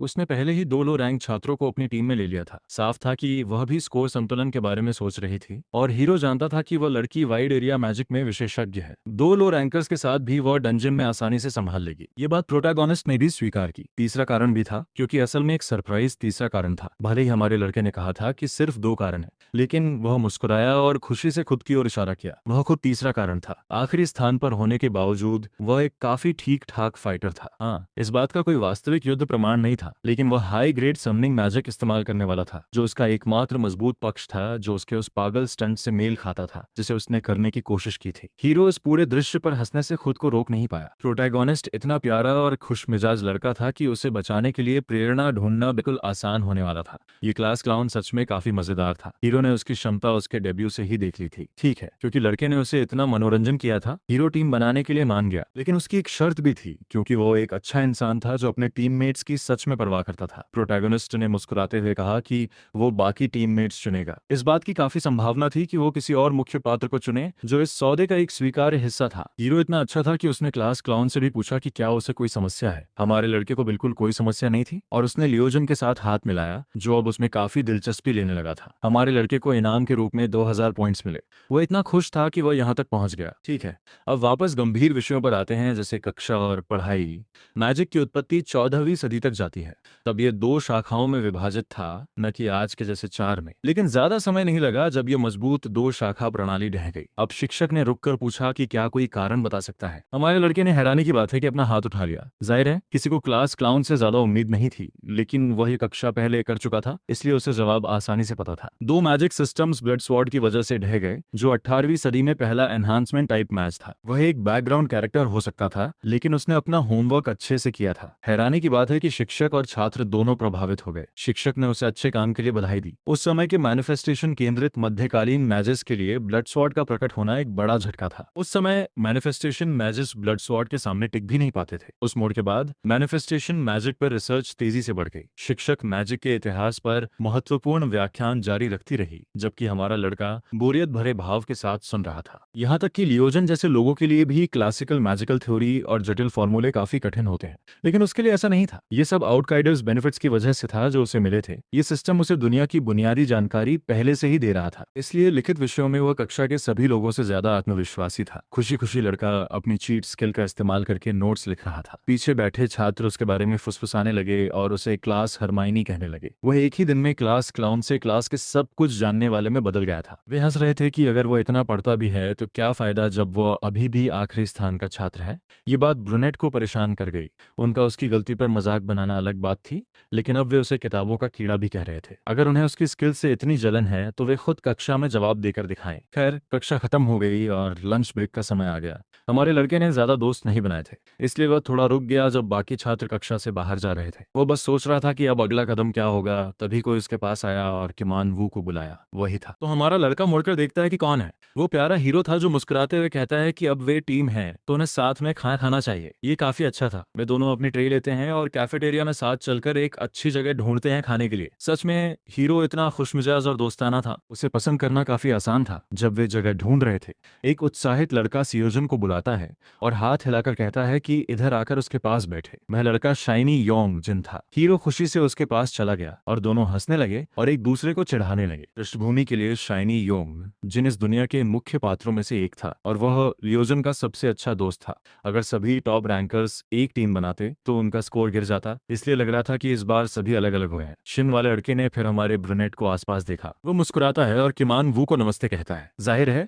उसने उसे तुरंत पहचान लिया क्योंकि सभी ने वो बेवकूफ वीडियो देख लिया था। पॉइंट्स कमाना एक बात थी, लेकिन उस ध्यान के बाद के परिणाम को संभालना अलग बात थी। फिर भी हमारा लड़का बैठ गया और बेस्ट फ्रेंड ने खुशी से पूछा कि ये लूजर अचानक प्रोटैगोनिस्ट के इतना करीब कैसे हो गया। हीरो ने समझाया कि ये अभी थोड़ी देर पहले हुआ है और वे लोग परसों डंजन में साथ जाएंगे। बेस्ट फ्रेंड ने अपनी जिंदगी में इतनी पागल बात कभी नहीं सुनी थी। वह इतना हैरान हो गया कि लगभग मुस्कुराना भूल गया। वह हीरो के पास झुककर धीरे से पूछता है कि क्या वह इतना आत्मविश्वासी है कि वह आखिरी स्थान वाले बोनस के बिना भी पहला आ सकता है। अगर वह इतने मजबूत हैं तो उन्हें इस बोझ को अपने साथ डंजन में ले जाने की क्या जरूरत है। हीरो ने आ भरी और कहा कि उरारा काफी गंभीर लग रही है। बेस्ट फ्रेंड को झटका लगा कि वो प्रेरणा का कारण है। जाहिर तौर पर दूसरे स्थान वाली लड़की पहले स्थान के लिए पूरी तरह गंभीर है और उसने अपनी टीम में 2 लो रैंकर्स डाल दिए हैं। यह सुनकर बेस्ट फ्रेंड थोड़ा डर गया। वह लड़की सच में जीतने के लिए कुछ भी करेगी। वैसे भी वे तय कर चुके थे कि सीन वो टीम में होगा, तो अब बस खाना खाना चाहिए। बेस्ट फ्रेंड ने सहमति जताई क्योंकि वो वैसे भी भूखा था। हमारे लड़के को ये पसंद नहीं आया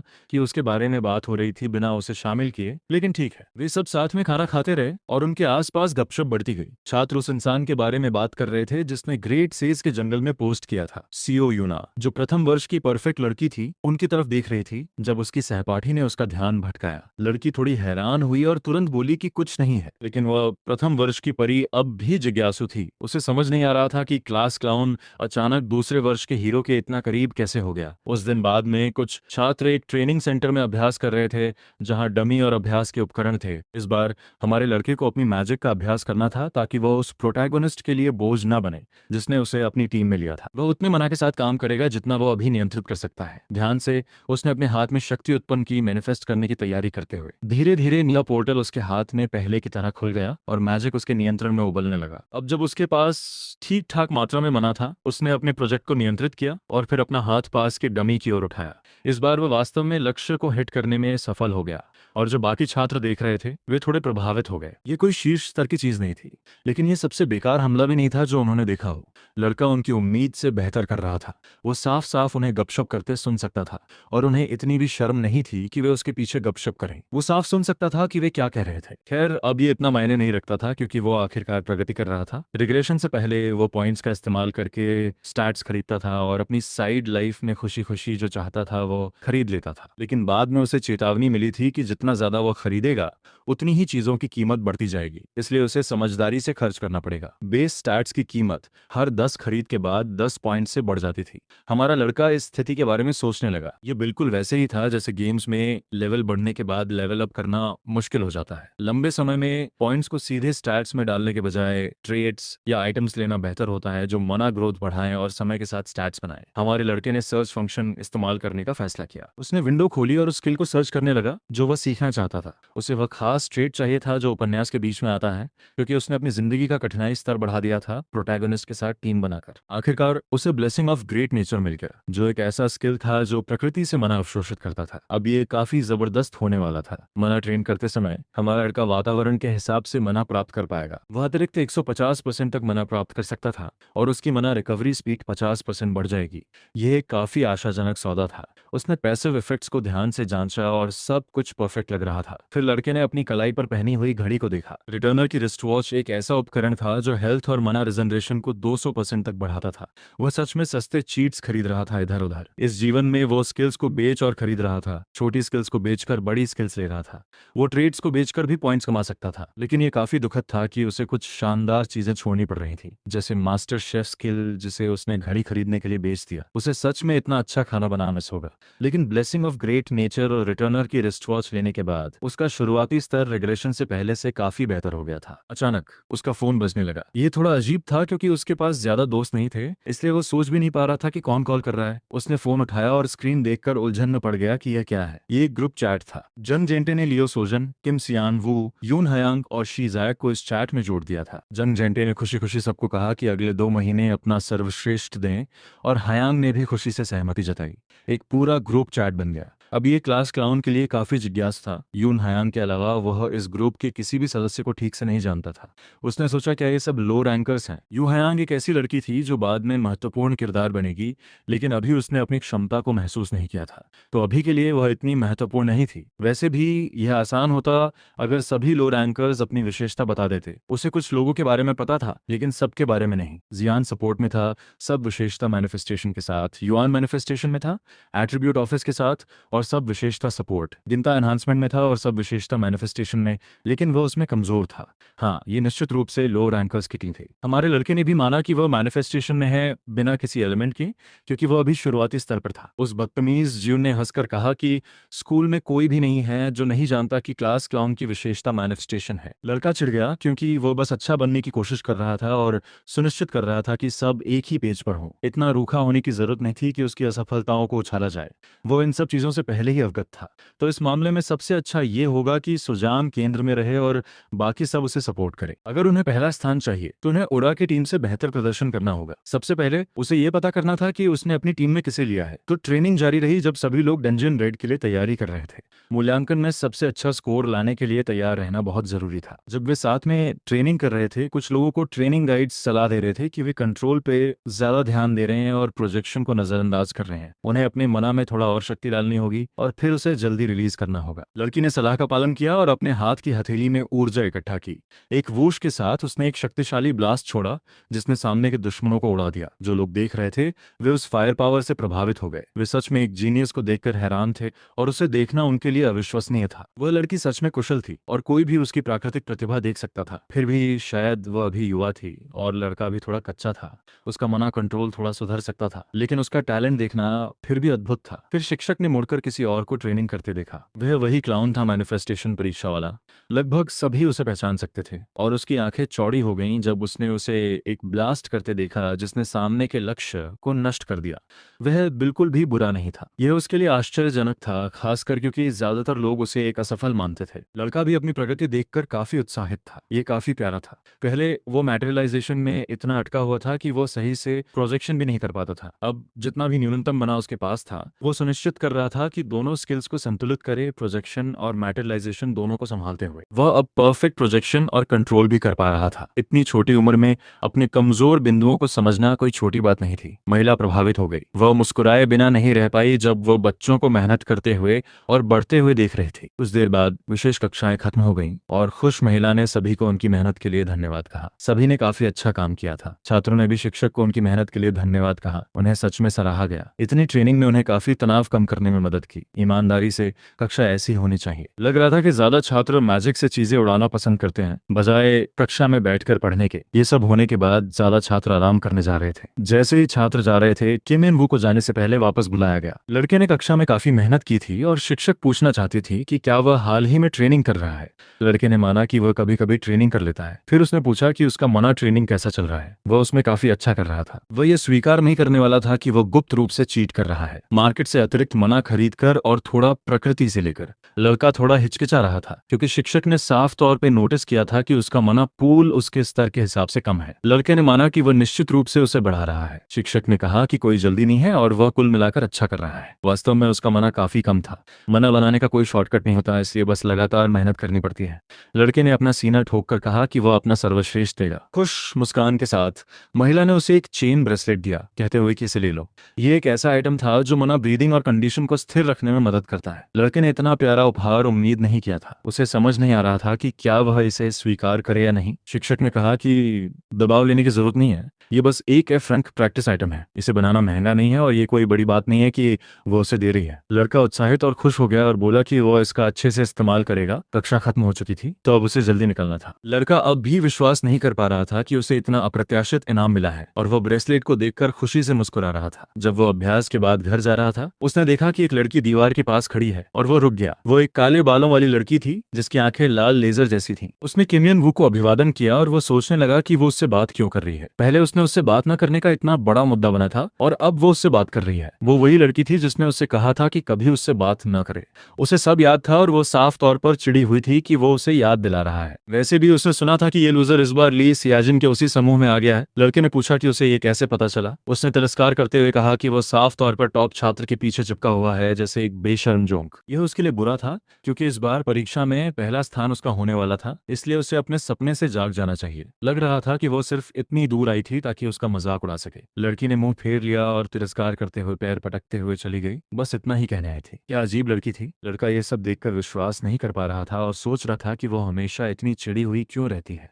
बाद में गुरुवार सुबह कुछ छात्र डंजन के प्रवेश द्वार के बाहर इकट्ठा हुए थे और हमारा लड़का उत्साह के साथ दौड़ता हुआ आया, खुश कि वो समय पर पहुंच गया। वहां चमकता हुआ हीरो था जो उसे देखकर खुश हुआ। ये पहली बार था जब टीम के सभी सदस्य आमने सामने मिल रहे थे, इसलिए सभी को इस सेमेस्टर अपना सर्वश्रेष्ठ देना चाहिए था। सभी ने सहमति जताई कि वे मेहनत करेंगे और अपना सर्वश्रेष्ठ देंगे, जिससे हीरो काफी खुश हो गया। लेकिन हमेशा एक ऐसा व्यक्ति होता है जो हर चीज को बेवजह बड़ा बना देता है, और उसने तिरस्कार करते हुए कहा कि उनकी टीम थोड़ी अजीब है। उन्होंने टॉप छात्र और कक्षा के आखिरी छात्र को एक साथ टीम बना लिया है। मुख्य पात्र सोच रहा था कि क्या यह उस पर कोई ताना था या फिर यह व्यक्ति बस बोलना नहीं जानता। यह साफ तौर पर एक ताना था और वह मूर्ख और भी बकवास कर रहा था। वह कह रहा था कि कक्षा के लूजर को इस परीक्षा में अपना भार खुद उठाना चाहिए। वाह, ये काफी बड़ी बात थी उस व्यक्ति के लिए जिसका नाम तक किसी को याद नहीं। उसने हिम्मत भी की ब्रूनेट को चिढ़ाने की कि वह पिछले टेस्ट में एक भी स्पेल नहीं चला पाया। कोई उसका नाम भी याद नहीं रखता। सियान वू को किसी ऐसे लूजर से कोई फर्क नहीं पड़ता था जो उस पर ताना मार रहा था, और न ही किसी और को जो तुरंत उसकी तरफ से बचाव करने आ गया। दूसरे व्यक्ति ने कहा कि इससे फर्क नहीं पड़ता कि क्लास क्लाउन पहले परीक्षा में फेल हो गया था क्योंकि जान ही उसे यहाँ लाया है। तो इससे ठीक है, जब हीरो उसे लाया है तो हीरो ही उसे संभालेगा। इतना सरल है। यह काफी दुर्भाग्यपूर्ण था कि हमारे लड़के का बचाव एक ऐसे व्यक्ति से आ रहा था जो साफ तौर पर सिर्फ सियोजन के नाम पर चल रहा था। उसने सोचना शुरू किया कि क्या टीम में कोई उपयोगी व्यक्ति है भी या नहीं। खैर, कम से कम यून हयांग तो थी। उसका बड़ा पल कहानी में अभी काफी दूर था, लेकिन कम से कम वह उपयोगी तो थी। वह खुशी खुशी हीरो से पूछ रही थी कि क्या वह अच्छे से सोया। लड़का सोच रहा था कि क्या यह सब उसके जुड़ने की वजह से है। हीरो ने जो टीम बनाई थी वह कहानी वाली टीम से काफी अलग थी। हयांग एक बात थी, लेकिन वह सोच रहा था कि क्या बाकी टीम इस टेस्ट के लिए ठीक रहेगी। टीम में ज्यादा मजबूत लोग नहीं थे। जब वे चल रहे थे, गेट के सामने किसी ने सबका ध्यान आकर्षित किया। लग रहा था वह एक शिक्षक था। अब वह आज के डंजन एक्सप्लोरेशन के नियम समझाएगा। ये कक्षा सुबह और शाम दोनों समय होगी, और क्योंकि ये पहला दिन है, वे सिर्फ बेसमेंट लेवल 1 का अन्वेषण करेंगे। फिर उसने समझाया कि उनका डंजन एक्सप्लोरेशन स्कोर कैसे करना होगा। पहला, उनकी डंजन क्लियर करने की गति के आधार पर। जितनी जल्दी वे कठिनाइयों को पार करेंगे, उतने ज्यादा बोनस पॉइंट्स मिलेंगे। दूसरा, रैंक अंतर समायोजन स्कोर। जितने ज्यादा लो रैंक टीममेट्स उनके रैंक के मुकाबले होंगे, उतने ज्यादा पॉइंट्स उन्हें व्यक्तिगत रूप से मिलेंगे। अंतिम, योगदान सबसे महत्वपूर्ण था। यह कृत्रिम डंजन एक विशेष योगदान प्रणाली का उपयोग करता था। इसका मतलब था कि वे अतिरिक्त पॉइंट्स पाएंगे इस आधार पर कि उन्होंने अपनी टीम के लिए कितना योगदान दिया। सबसे महत्वपूर्ण, उन्हें सुरक्षा को प्राथमिकता देनी थी। फिर शिक्षक ने जांच की कि क्या सभी छात्रों ने नियम समझ लिए हैं। सभी ने जोर से कहा कि हाँ, उन्हें समझ आ गया। ठीक है, अगर ये सब सही से सेट हो गया है तो अब टीमों के डंजन में प्रवेश करने का समय है। ज्यादातर बच्चे काफी उत्साहित थे और बाकी उन्हें प्रोत्साहित कर रहे थे कि अंदर जाकर मजा लें। मॉनिटरिंग रूम शिक्षकों से भरा हुआ था जो छात्रों पर नजर रख रहे थे। वे सुरक्षा को लेकर बिल्कुल गंभीर थे और सुनिश्चित करेंगे कि डंजन का हर सदस्य सुरक्षित रूप से सफल हो। शिक्षक जंग भी वहां था और उसने हाथ हिलाकर कहा कि वह बच्चों को भेजने के बाद सीधे यहाँ आया है। दूसरे शिक्षक उसका इंतजार कर रहे थे। अब उन्हें यह दांव लगाना था कि कौन सी टीम सबसे ज्यादा स्कोर लाएगी, लेकिन सही दांव के लिए उन्हें अलग अलग टीम चुननी होगी। सभी लोग ओएरा की टीम पर दांव लगाने वाले थे। ज्यादातर शिक्षकों ने पहले ही ओएरा की टीम चुन ली थी, इसलिए लग रहा था कि इस बार दांव लगाने का कोई खास फायदा नहीं होगा। लेकिन एक चश्मा पहने शिक्षक ने कहा कि अभी भी दांव लगाने का एक तरीका है। वह मुस्कुराई और बोली कि वह अपने पैसे ग्रुप 3 पर लगाएगी, वही टीम जिसमें ली सियोजन है। वह काफी कन्विंस थी कि उसकी टीम प्रिटी वेल परफॉर्म कर पाएगी। एक्चुअली टीचर्स डिसबिलीफ में थे।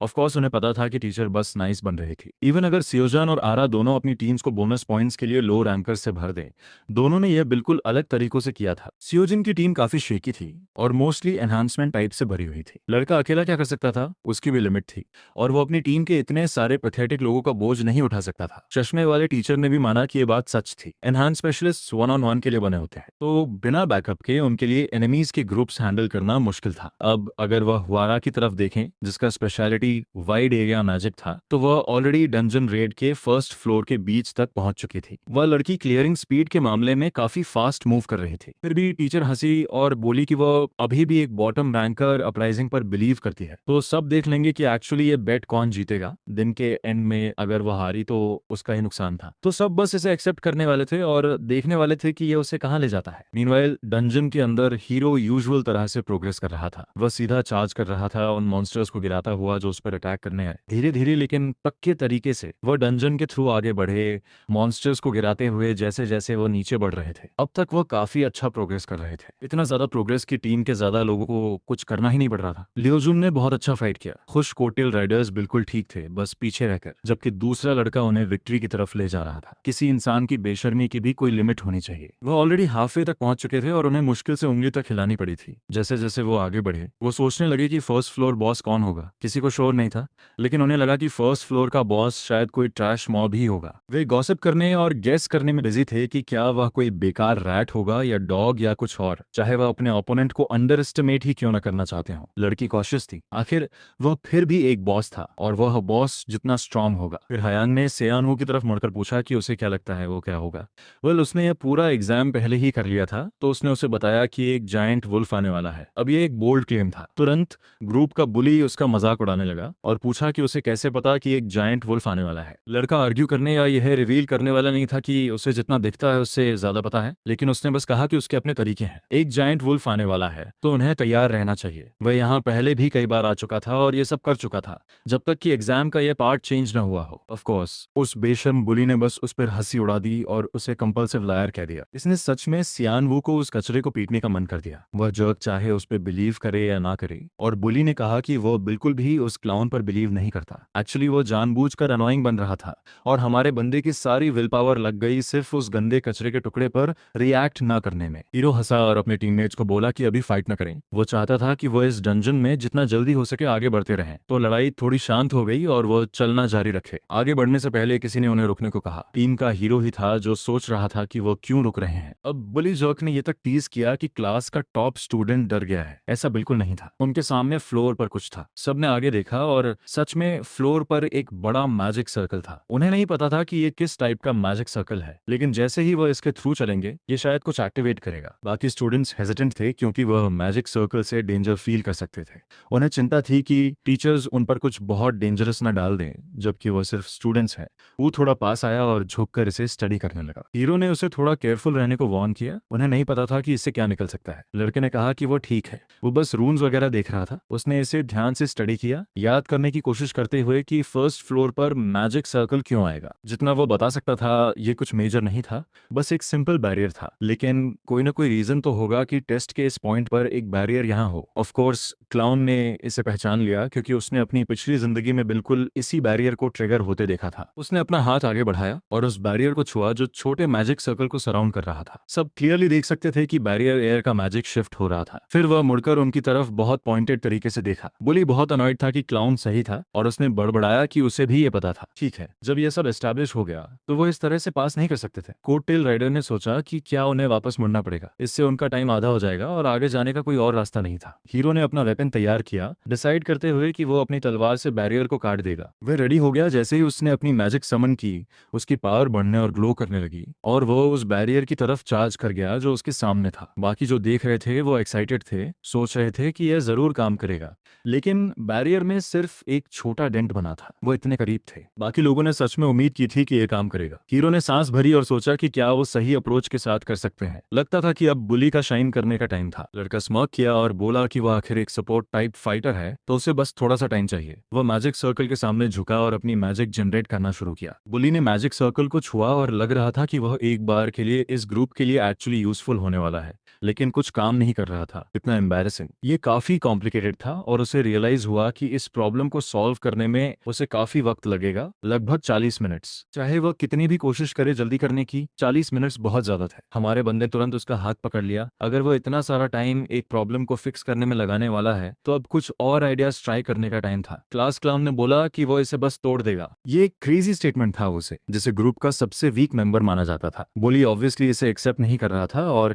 किम्मू को चैलेंज करने लगा, लेकिन क्लाउन ने बुलिंग को पूरी तरह इग्नोर कर दिया क्योंकि वो लोग सिर्फ टाइम वेस्ट कर रहे थे। उसने अपना हाथ ग्राउंड पर सर्कल पर रखा और काम में लग गया। जैसे ही उसने उस पर मेहनत करनी शुरू की, यूनिक ट्रेड के बेनिफिट्स एक्टिवेट हो गए। बैरियर का मैजिकल फॉर्मूला डिकोड होकर उसके सामने आ गया ताकि वो उसे पढ़ सके। मैजिकल कैरेक्टर्स का एक कलेक्शन जिसे वो रीअरेंज और डिकोड कर सकता था। क्योंकि वो पढ़ने में इतना अच्छा था, उसने आसानी से समझ लिया कि उसके सामने क्या है। जैसे ही उसने सही लेटर्स रीअरेंज किए, उसने सर्कल को सही तरीके से टैप किया और वो ग्लो करने लगा। बैरियर टीम के सामने ही डिसॉल्व हो गया। अच्छा लगा जब जिसे यूजलेस माना जाता था उसने एक प्रॉब्लम सॉल्व कर दी जिसे बुली ने इंसिस्ट किया था कि 40 मिनट्स लगेंगे। क्लाउन ने ये काम लगभग 5 मिनट में कर दिया। खुशी से ब्रूनेट अपनी टीम की तरफ मुड़ा और बोला कि उसने जीत लिया। हीरो भी सरप्राइज था कि यह सच में काम कर गया, और वो भी इतनी तेजी से। बुली इतना टूट गया था कि उसके पास कहने के लिए कुछ भी नहीं था। प्रोटैगनिस्ट ली सोजन अब उससे काफी अस्टॉनिश था। असल में उसका इंटरेस्ट अब बढ़ गया था। हमारा बंदा मुस्कुराए बिना नहीं रह सका। अब जब प्रोटैगनिस्ट का इंटरेस्ट उसमें फिर से बढ़ गया, उसे अपनी मेहनत के लिए 5000 पॉइंट्स का रिवॉर्ड मिला।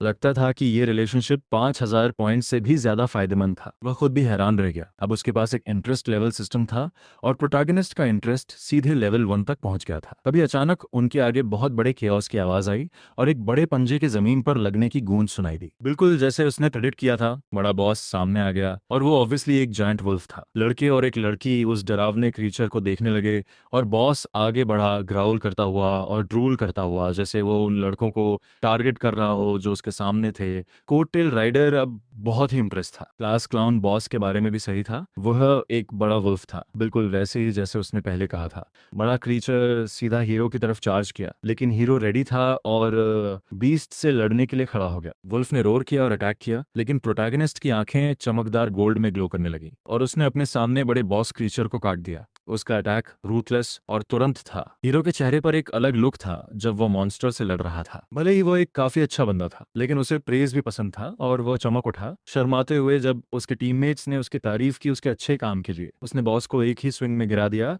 जैसे वो कोई नॉर्मल मॉब हो। डोर तुरंत खुल गया और स्टूडेंट्स चीयर करने लगे, खुश कि सब खत्म हो गया। वह डंजन से बाहर आए और टीचर ने ग्रुप 3 को कॉन्ग्रेचुलेट किया। वीक 1 के लिए वह सेकंड प्लेस पर थे। हीरो शॉक में था और पूछा कि फर्स्ट कौन था। ऑफ कोर्स ग्रुप 7 फर्स्ट में था। उन्होंने डंजन को 30 मिनट्स पहले क्लियर किया था। ऑफ कोर्स वह उरारा की टीम थी। बाकी लोग बिलीव नहीं कर पा रहे थे।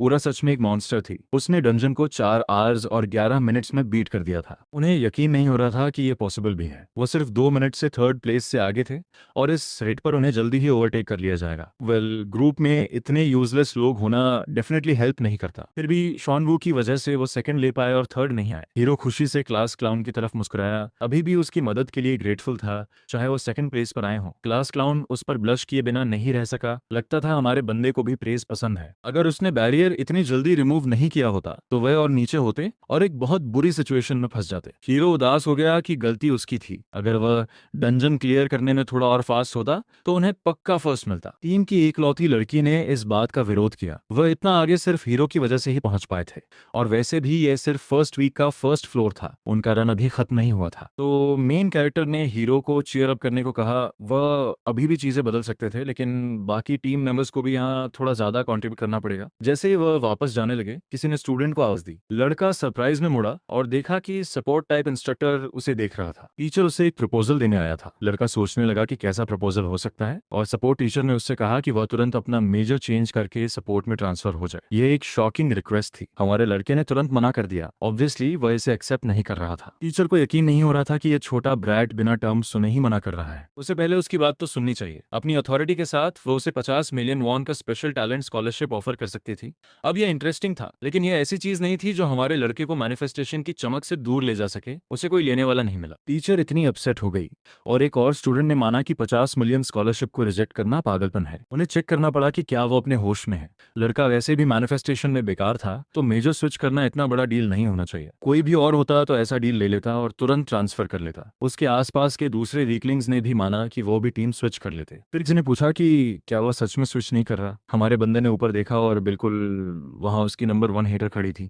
लड़की फिर से पास ही थी और उसने पॉइंट आउट किया कि स्पेशल टैलेंट स्टेटस सिर्फ स्कॉलरशिप से ज्यादा पर्क्स के साथ आता है। सब सरप्राइज हो गए कि उरा ने इस कन्वर्सेशन में इंटरेस्ट लिया। लड़का मुस्कुराया और बोला कि वो सबकी बात अप्रिशिएट करता है, लेकिन वो एक मैनिफेस्टेशन टाइप है। चाहे कितने भी लोग उसे रोकने की कोशिश करें, वह बदलने या पीछे हटने वाला नहीं था, क्योंकि उसे मैनिफेस्टेशन इतना पसंद है। लड़की को लड़के का यह अंधा कॉन्फिडेंस समझ नहीं आया। बाद में स्कूल में वक्त बीत गया और talented first year student casually halls में चल रही थी। वो रुक गई जब उसने किसी को हॉलवे में काम करते देखा और सोचा कि वो कौन है। वो रुकी और बोली हेलो, और तुरंत क्लास क्लाउन को पहचान लिया। वह सीनियर किम शिनुक था और उसने हेलो कहा। ऑब्वियसली उसका नाम सियान वू था, तो उसने तुरंत उसे करेक्ट किया। वो हल्का सा गैस्प की और ऐसे एक्ट किया जैसे उसने गलती से गलत नाम बोल दिया हो, लेकिन वो पहले ही समझ गया था कि यह जानबूझकर था। लड़की जानना चाहती थी कि उसका सीनियर हॉल्स को एक सस्ते नौकर की तरह क्यों साफ कर रहा था। ये गंदा था तो उसने बस साफ कर दिया। जब लोगों के पास हाथ होते हैं और वो गंदगी देखते हैं तो वो उसे साफ करते हैं, यही अच्छे लोग करते हैं। लड़की हंसी और बोली कि सीनियर कितना नाइस है। वो खुशी से हाथ हिलाकर बोली कि वो अपना अच्छा काम जारी रखे। ऑफ कोर्स अंदर ही अंदर वो सोच रही थी कि ये कितना बेकार का काम है। हमारे बंदे ने अब फेरी हाउसकीपर अचीवमेंट अनलॉक कर लिया था और उसे रिवॉर्ड के रूप में 1000 पॉइंट्स मिले थे। ये बढ़िया था। ऐसा नहीं था कि वह किसी को बता सकता था कि उसने हॉल साफ करने में इतनी मेहनत सिर्फ इसलिए की थी ताकि वह इस तरह का अचीवमेंट अनलॉक कर सके। अब जब उसकी क्लीनिंग पूरी हो गई थी, वो बकेट उठाकर उसे रखने जा रहा था, लेकिन किसी ने उसे काम करते हुए नोटिस कर लिया था और वह गर्व से मुस्कुराया। क्लास में वापस टीचर्स ने स्टूडेंट्स को हर तरह के मॉन्स्टर्स के बारे में पढ़ाया। ह्यूमनॉइड्स, एनिमल्स, फ्लाइंग मॉन्स्टर्स और हर तरह की चीजें। सबसे डेंजरस ऑफ कोर्स मेंस थे। फिर टीचर ने पूछा कि क्या किसी को पता है कि मेंस इतने डेंजरस क्यों होते हैं। हमारे बुकवर्म ने पिछली पढ़ाई याद की और एक्सप्लेन किया कि जब तक वे खुद अपना डिस्गाइज नहीं छोड़ते और बजर्क होने के करीब नहीं होते, मेंस को ह्यूमन से अलग पहचानना लगभग नामुमकिन है। टीचर मुस्कुराया और बोला कि यह सही है। मेंस ह्यूमन ब्लड पर जीते हैं और मॉन्स्टर्स को कंट्रोल करते हैं। वे सारी बुराई की जड़ हैं और सोसाइटी में गहराई तक घुस चुके हैं। इस फैक्ट की वजह से कि ह्यूमंस और मेंस के बीच फिजिकल डिफरेंस बहुत कम होता है। सिविलियंस के लिए बिना किसी स्पेशल इक्विपमेंट के उन्हें पहचानना लगभग नामुमकिन है। लेकिन उन सिचुएशंस में जो उसने पहले मेंशन किया था, मेन की आंखें काली हो जाती थी। हमारा बंदा मेंस के बारे में लेक्चर सुन रहा था और उसकी आंखें फैल गई। सही इस वीकेंड पर पहली मेन अपीयरेंस का एपिसोड होने वाला था। ये वही कहानी थी जहां लियोजन एक स्टूडेंट होने के बावजूद एक मेन को हरा देगा और फिर से अटेंशन पाएगा। सुजान वैसे भी इसे खुद ही हैंडल कर लेगा, तो स्टोरी के इस पार्ट में मेन कैरेक्टर के इंटरफेयर करने का कोई खास रीजन नहीं था। लेकिन क्रू के इंसिडेंट के इतने डिजास्टर्स होने को देखते हुए वह चेक जरूर करेगा, बस इसलिए कि कहीं उसके आसपास कोई डेंजर ना हो। अगर वह सियोजन के साथ बाहर जाना चाहता है तो उसे थोड़ा और पैसे चाहिए होंगे, और वो सोचने लगा कि क्या करे। उस दिन बाद में ट्रेनिंग सेंटर में लड़का अपनी मैना ट्रेनिंग में बिजी था। ये उसके स्किल्स अपग्रेड करने के लिए जरूरी था। थोड़ी सी मेडिटेशन उसके अंदर के मैना को बढ़ाने में मदद कर रही थी, जो एक बढ़ते हुए पूल की तरह उसके पूरे बॉडी में फ्लो कर रहा था। जैसे वह बैठकर मेडिटेट करता रहा और मेहनत करता रहा, उसका माना धीरे धीरे 0.02 से बढ़ गया। ग्रेट नेचर्स ब्लेसिंग इफेक्ट ने एडिशनल 0.03 माना दिया और इसकी प्रोफिशिएंसी 12% बढ़ गई। इतनी सारी ट्रेन जब भी उसे थोड़ा फ्री टाइम मिलता था, अब फाइनली काम आ रही थी। अब उसके पास काफी माना बिल्ड हो चुका था। अचानक वो रुक गया जब उसने एक अजीब पॉपअप विंडो देखी। ग्रेट नेचर्स ब्लेसिंग रैंक 2 तक अपग्रेड हो गई थी। ये बहुत अच्छा था। ट्रेड का active effect great nature's blessings unlock हो गया था और अब वह ग्रेट नेचर्स हार्ट यूज कर सकता था। लड़का खुश हो गया। उसे पता था कि ग्रेट नेचर्स ब्लेसिंग लेना सही डिसीजन था। भले ही कूल डाउन लंबा था, लेकिन 1 मिनट के लिए मैना रिकवरी स्पीड बहुत ज्यादा बढ़ जाती थी। वे इसे जब चाहे फ्रीली यूज नहीं कर सकता था और यही वजह थी कि वह मैनिफेस्टेशन टाइप बना हुआ था। उसे टीचर की बात याद आई जिसमें उससे सपोर्ट डिपार्टमेंट में ट्रांसफर होने को कहा गया था, लेकिन उसने उसे बेकार बात समझकर ठुकरा दिया था। उसका कोई इरादा नहीं था कि वो मैनिफेस्टेशन के लिए अपनी पैशन छोड़ दे। सच में बैरियर्स तोड़ना बस उसके आउटसोर्स बेनिफिट्स का हिस्सा था। वो सपोर्ट के लिए बना ही नहीं था और वो खुद बैरियर्स क्रिएट भी नहीं कर सकता था। सपोर्ट उसके लेवल से बाहर था। फिर भी सच ये था कि उस स्कॉलरशिप के पैसे को खोना थोड़ा चुभ रहा था। अभी उसका बैंक अकाउंट स्ट्रगल कर रहा था और वो सच में ट्रांसफर होने के बारे में सोच भी रहा था, लेकिन उसे पता था कि वो उस डिपार्टमेंट में अच्छा परफॉर्म नहीं करेगा। ये समझ आता था कि वो ब्रोक है। ज्यादातर स्टूडेंट्स होते हैं वो फ्लोर से उठ खड़ा हुआ। जल्दी पैसे कमाने का कोई तरीका होना चाहिए। डंजन्स में जाकर मॉन्स्टर्स हंट करना और ड्रॉप्ड आइटम्स बेचना बहुत डेंजरस था। दूसरा ऑप्शन था टावर चढ़ना। वो लोअर डिफिकल्टी टावर्स हैंडल कर सकता था, लेकिन जैसे ही वो हायर फ्लोर्स को टच करता वह तुरंत वाइप आउट हो जाता। वह एक बहुत मुश्किल सिचुएशन में था, क्योंकि वह अभी माइनर था। वह किसी भी सिग्निफिकेंटली हायर फ्लोर्स पर जाने के लिए लाइसेंस नहीं ले सकता था। उसने अपने सिर को रब किया, अपने ऑप्शंस के बारे में सोचते हुए। अचानक उसे एक काफी अच्छा आइडिया आया। आसमान चमकदार सितारों से भरा था और टीचर्स उस दिन डंजन में देखे गए एक बहुत ही एडमरेबल स्टूडेंट के बारे में बात कर रहे थे। ट्रैश स्टूडेंट किमान वो सेकेंड ईयर से आखिर सिर्फ ट्रैश से ज्यादा प्रूव हो रहा था। वह सुबह जल्दी स्कूल आया था क्लीनिंग करने के लिए भी। बाकी टीचर्स ने माना कि लड़का थियरी क्लास में भी अच्छा फोकस करता है और क्लास में एक्टिवली जवाब देता है। उसका पढ़ाई के प्रति एटीट्यूड एक्सीलेंट था और ये टीचर्स को भी मोटिवेट करता था अपना काम करने के लिए। चश्मे वाली टीचर ऑब्वियसली खुश थी ये सुनकर कि लोग उसके स्टूडेंट की तारीफ कर रहे हैं, और वो चमक उठी कि मैनिफेस्टेशन टाइप बच्चे ऐसे ही होते हैं। किसी ने उसके प्रेशियस स्टूडेंट को पोच करने की कोशिश की थी, लेकिन वो बुरी तरह फेल हो गए और उसने अपना सिर पीछे करके हंसी। लगता था लेडी अपने तरीके से थोड़ी मलिशियस भी हो सकती थी। ऑफ कोर्स टीचर ने हमेशा बिलीव किया था कि उसका प्रेशियस स्टूडेंट सेयान वू ऐसी चीजों में नहीं फंसने वाला। वैसे भी आजकल इतना डिलिजेंट और सीधा स्टूडेंट मिलना कितनी रिलीफ की बात थी। ज्यादातर स्टूडेंट्स सिर्फ पावर और पैसे पर फोकस करते थे, लेकिन हमारा बंदा वैसे भी एक नॉर्मल स्टूडेंट जैसा बिहेव नहीं कर रहा था। क्लास क्लाउन आज चमक रहा था, खुद को एकदम जीनियस फील कर रहा था। उसने student beloved by the teacher achievement हासिल कर लिया था और उसे 2000 पॉइंट्स मिले थे। यह अमेजिंग था। उसने इस अचीवमेंट को पाने के लिए ज्यादा कोशिश भी नहीं की थी, लेकिन अब यह उसका था। वह एक्स्ट्रा पॉइंट्स पाकर बहुत खुश था। उसने तुरंत पॉइंट शॉप में एंटर किया और सर्च फंक्शन एक्टिवेट किया। जो आइटम वह लेना चाहता था उसकी प्राइस 1000 पॉइंट्स थी। अब वो अपने पॉइंट्स का पूरा वैल्यू निकालने वाला था और साथ ही अच्छा खासा कैश भी कमाने की प्लानिंग कर रहा था। टीचर का बिलवड स्टूडेंट जो टीचर्स का इतना फेवरेट था, अब क्लास के पीछे पागल की तरह हंस रहा था, जिससे बाकी स्टूडेंट्स काफी कंसर्न हो गए थे। बाद में सैटरडे मॉर्निंग को कोई गियर पहनकर बाहर निकला किसी से मिलने के लिए जो यूनिफॉर्म में था। यूनिफॉर्म में आदमी ने अपना हाथ बढ़ाया और मेज लाइसेंस मांगने लगा। उस इंसान ने अपनी पॉकेट में हाथ डाला और लाइसेंस निकाल लिया। लगता था टावर में कोई विजिटर आया था। वो क्लियरली हमारा बंदा था, सबसे घटिया और फेक डिस्गाइज में था जो किसी इंसान ने कभी देखा हो। उसने बस अपने बाल पीछे कर लिए, फेक ग्लासेस पहन लिए और अपना नाम किम जिन वू एज 25 बता दिया।